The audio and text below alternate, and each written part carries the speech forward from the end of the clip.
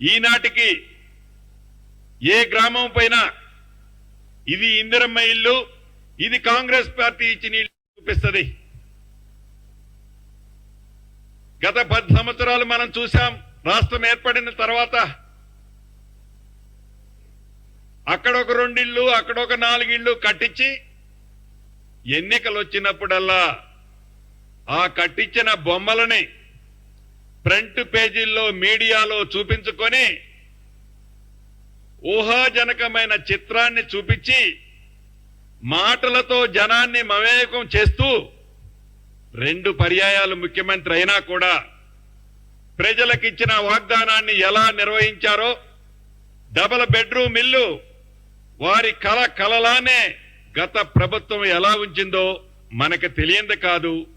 ఇప్పటికీ గ్రామీణ ప్రాంతాల్లో కనిపిస్తున్న ఇల్లు ఇందిరమ్మ ఇల్లే. ఆనాడు ఆ ప్రభుత్వం కట్టిన ఇల్లు ఎన్నయ్యా అంటే 1,36,000 10 సంవత్సరాలలో. దీంట్లో సుమారు ఒక 32-33 వేలకి ఇళ్లకి ఇన్ఫ్రాస్ట్రక్చర్ ఏమీ లేదు. అంటే తాగటానికి నీళ్లు లేవు, లైట్ వేస్తే ఎలగటానికి కరెంట్ ఉండదు, సివరేజ్కి సంబంధించిన పైప్ లైన్ ఉండదు, రోడ్లంటే మర్చిపోండి. ఆ కారణం చేత సుమారు ఇంకా 32-33 వేల ఇల్లు కంప్లీట్ అయినాయి అని చెప్పారే తప్ప అవి కూడా మౌలిక వసతులు లేని కారణంగా వాటిని కూడా ప్రజలకి ఆనాటి ప్రభుత్వం హ్యాండ్ ఓవర్ చేయలేదు. ఇప్పుడు ఈ ప్రభుత్వం చిత్తశుద్ధితో ఈ డబుల్ బెడ్రూమ్ ఇళ్ల మీద ఏదైతే గత ప్రభుత్వం ఖర్చు పెట్టి వివిధ స్థాయిలో ఆగిపోయిన ప్రతి ఇంటిని చిత్తశుద్ధితో బేషిజాలకు పోకుండా ఆ ప్రభుత్వం చేసింది కదా, ఆ ప్రభుత్వం పెట్టిన ఇటుక మీద తిరిగి ఇప్పుడు ఇందిరమ్మ ప్రభుత్వం ఎందుకు ఇటుక పెట్టాలని ఆలోచించకుండా వారు కట్టిన ఇల్లు మధ్యలో ఆగిపోయిన ప్రతి ఇంటిని ఇందిరమ్మ ప్రభుత్వంలో కంప్లీట్ చేసి పేదవాళ్లలో బహు పేదవాళ్లకు ఇవ్వాలని నిర్ణయం తీసుకున్నాం. అన్ఫినిష్డ్ గా ఉండి వాటిని కూడా వీలైన కొద్ది రోజుల్లోనే, అది ఓల్డ్ సిటీలో కూడా వేలాది ఇళ్లు ఉన్నాయి అన్ఫినిష్డ్ గా. నిన్ననే అక్కడ శాసనసభ్యులు వచ్చి నాతో మాట్లాడెళ్లారు. వాటిని కూడా యుద్ధ ప్రాతిపదిక మీద కంప్లీట్ చేసి అర్హులైన ప్రతి ఒక్కళ్ళకి ఇచ్చే దాంతో పాటుగా ఈ ప్రభుత్వం ఏదైతే ఎన్నికల్లో చెప్పిందో రాబోయే ఈ 5 సంవత్సరాలలో తెలంగాణ రాష్ట్రంలో ఏ మారుమూల ప్రాంతానికి వెళ్ళైనా మాకు ఇల్లు లేదు అని అనకుండా ఉండే విధంగా ఇందిరమ్మ రాజ్యంలో అర్హులైన ప్రతి ఒక్కళ్ళకి ఇందిరమ్మ ఇళ్లు కట్టించే కార్యక్రమానికి శ్రీకారం చుట్టి మొదటి విడతగా 4,50,000 ఇళ్లు, కనీసం ఒక్కొక్క నియోజకవర్గానికి 3,500 ఇళ్లు తగ్గకుండా సుమారు 22,000 కోట్ల రూపాయలతో మొదటి విడతగా శ్రీకారం చుట్టాం. ఈ రాబోయే కొద్ది రోజుల్లోనే బెనిఫిషరీ లిస్ట్ ను కూడా అనౌన్స్ చేయబోతున్నాం. బేషిజాలకు పోకుండా కేంద్ర ప్రభుత్వం ఏదైనా సహకరించి సహాయం చేసేది ఉంటే దాన్ని కూడా ఎచ్చుకుపోకుండా, ధనిక రాష్ట్రం అనే అహంకారానికి పోకుండా కేంద్ర ప్రభుత్వం సహకారం ఏదైనా ఉంటే ఆ ఉన్నది చెంచా ఉన్నా, అర చెంచా ఉన్నా, చిన్న స్పూన్ అయినా దాన్ని తీర్థ ప్రసాదం అదే అనుకొని తీసుకొని మిగిలింది మొత్తం రాష్ట్ర ప్రభుత్వం నుంచి ప్రతి ఇంటికి 5 లక్షల రూపాయలతో ఈ ప్రభుత్వం ఇళ్లు కట్టించబోతుంది. ఇందిరమ్మ రాజ్యంలో ఇందిరమ్మ ఇళ్లు. దీనికి కూడా పార్టీలు, మతాలు, కులాలు, ప్రాంతాలకు సంబంధం లేదు. వాళ్ళలో లాగా గతంలో లాగా పింక్ కలర్ షర్ట్ వేసుకున్న మేము ఇల్లు ఇస్తామనో, పింక్ కలర్ షర్ట్ వేసుకున్న వాళ్ళకో గొర్రెనో మేకనో చేపనో ఇస్తామనో ఈ ప్రభుత్వానికి అటువంటిది లేదు.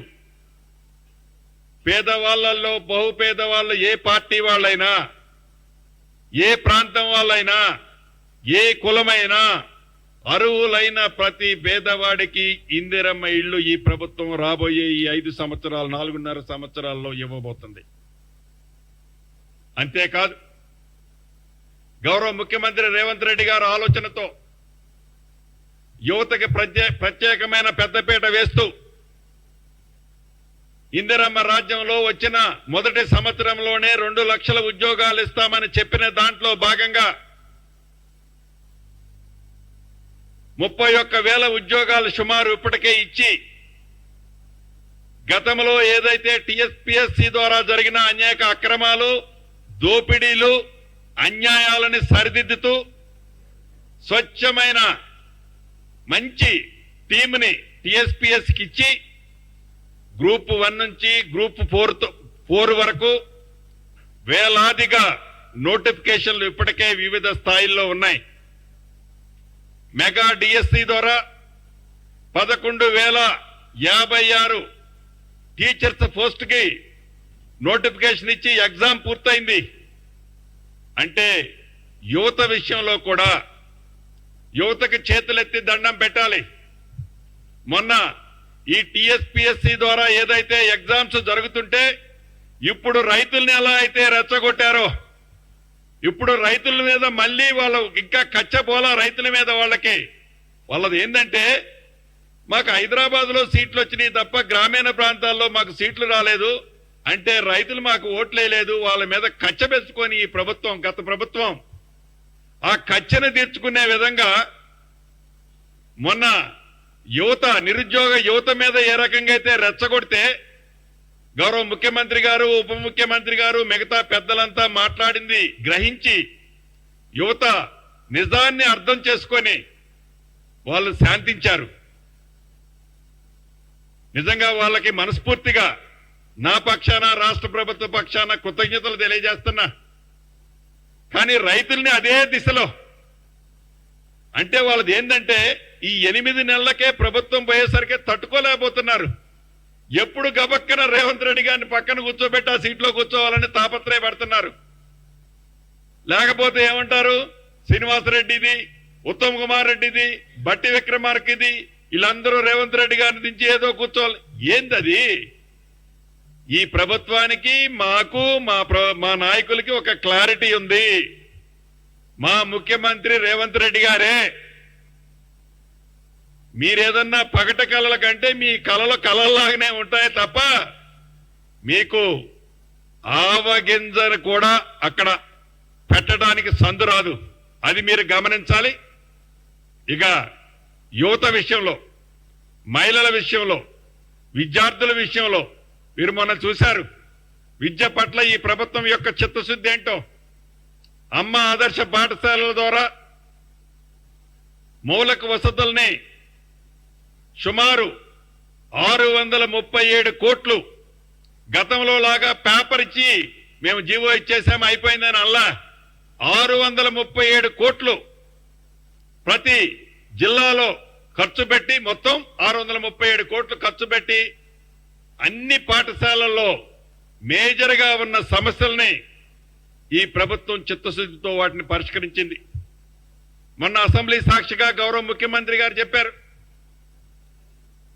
ప్రతి అసెంబ్లీ కాన్స్టిట్యున్సీని ఒక యూనిట్ గా తీసుకొని సుమారు 20 నుంచి 25 ఎకరాలలో ఒక ఇంటిగ్రేటెడ్ స్కూల్స్ ని ఏర్పాటు చేసే ఒక కాంప్లెక్స్ ఏర్పాటు చేద్దామని ఆ ఇంటిగ్రేటెడ్ స్కూల్స్ లో ఈనాడు ఏవైతే గత ప్రభుత్వం ఆర్భాటంగా చెప్పిందో మేము ఇన్ని గురుకులాలు పెట్టాం అన్ని గురుకులాలు పెట్టాం ఇంత ఖర్చు పెడుతున్నాం అంత ఖర్చు పెడుతున్నామని ఆ పెట్టిన గురుకులాలు టీచర్స్ విషయంలో రెగ్యులర్ టీచర్స్ ఉండరు. బిల్డింగులు చూస్తే మొత్తం వర్షం కురిచే ఎక్కడ దొరికితే అక్కడ వాళ్ళు జేబులు నింపుకునే కార్యక్రమంతో పాటు పనికి రాని అనేక బిల్డింగుల్ని గత ప్రభుత్వం వాటిలో నిర్వహిస్తుంటే ఈనాడు గ్రౌండ్కు పోతుంటే అది కొట్టొచ్చినట్లు కనిపిస్తుంది మేము విజిట్ చేస్తున్నప్పుడు. దాంట్లో భాగంగా ఇంటిగ్రేటెడ్ స్కూల్స్ కట్టించే ప్రధానమైన ఉద్దేశం ప్రతి నియోజకవర్గానికి 100 కోట్లు పైగా ఖర్చు అవుతుంది ఈ ఇంటిగ్రేటెడ్ స్కూల్స్ కట్టడానికి.